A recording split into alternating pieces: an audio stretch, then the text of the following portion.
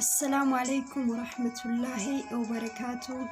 الشما هركا فودي المان ورمو كان بيا كيسا كبيا لا جرى جرتو سنجا نجاني تنجاللات تنكبجا بكجرتني تسنبرها كيسو النجاك أب هرتنا أنتيا كفيديو كانوا جاء نقول إيه وكان ندرك أكما أنا جراكو بي المان ورمو اللي هدو جراكو بجاب ديك أوا فيديو بيا هرا فولا فيسبوك أو كان سوشيال ميديا كان رأت أرجع ولي سوكو dhugaa dubbachuuf baay'ee keessa keenya dhukkubse.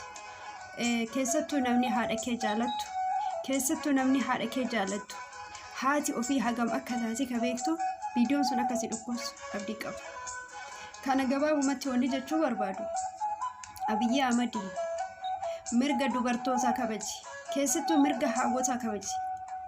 Hawwanni teenna lafeen isii cabee dhiigni dhiiga isiitiin deebi'ee ilmaan isii guddifatte, ilmaan isii hortee, ilmaan isii barsiifatte, quraan itti baattee bishaan itti hiidni isii cite sadarkaa kanaan ga'atte.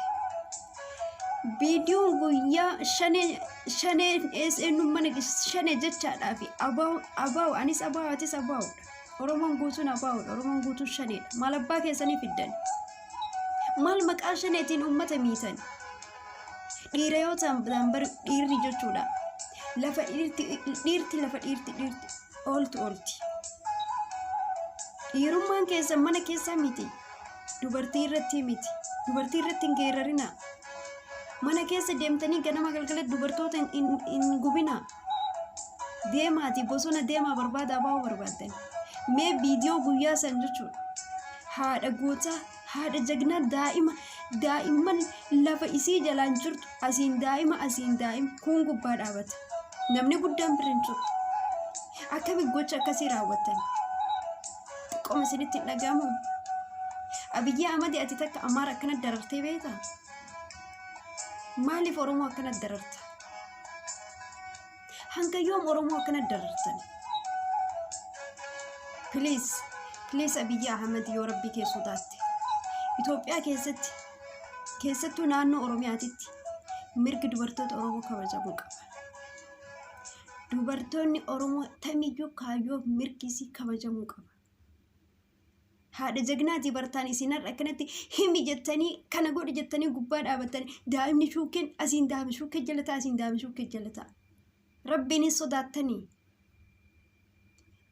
Abaa yoo barbaaddan bosona deema. Bari abaa'oon illee dhiirumaa birka bosona jirbi eega dhiira taatanii surree godhatan jechuudha. Lafa dhiirti dhaqu, lafa dhiirti oolu deema gaafadha barbaada.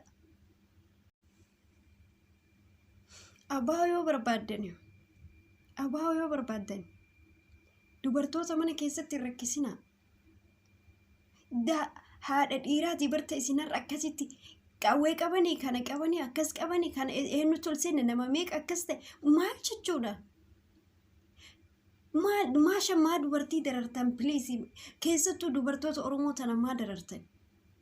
Dhugaa ani baay'ee takkanatti dhagahame. Namni haadha qabu, namni obboleettii qabu, namni fuudhee niitii of jalaa qabu, namni intala dubaraa wajjin dhalate, namni ilmoo dubaraa dhalche. Dubartii akkanatti hin dararu. Wallaahi dubartii akkanatti hin dararu. Please Abiyyi Ahmad dhuguma haadha kee ni jaalatta taanaan. Dhuguma haadha tanteeti abbaa kee dhussitee haadha keetiin dhaadatta taanaan biyya san keessatti mirga dubartootaa kabaji. Yoo seerri jiraate silaa seerri hin jiru biyyatti san keessa Oromoodhaaf yoo mootummaan jiraate dubartii har'a akkasii darartanii viidiyoo isii fuula Facebook irra gadhiistan san namni viidiyoo san waraabee dubartii san darare seeraan gaafatamuu qaba. Dhugaa seerri ni jira ta'e.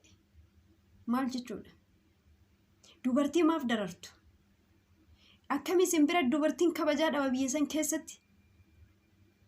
Maal abbaa keessanii fiddan? Abaa'oon bakka barbaade hidhatee abbaa barbaadee bulcha. Har'as borus ka Oromoo bilisa baasu abaa'oodha.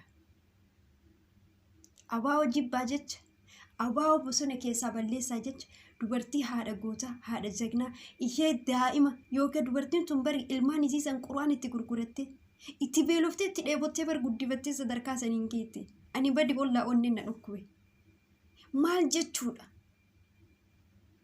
Maal jechuudha dubartii akkasii dararuun sun maaliif barbaachise? Akkanatti dubartii Oromoo darara. Akkana dubartii Oromoo irratti amrii raallata aangoo irratti noo jette wallahi aangoo sanirraa Rabbi si haa kaasu.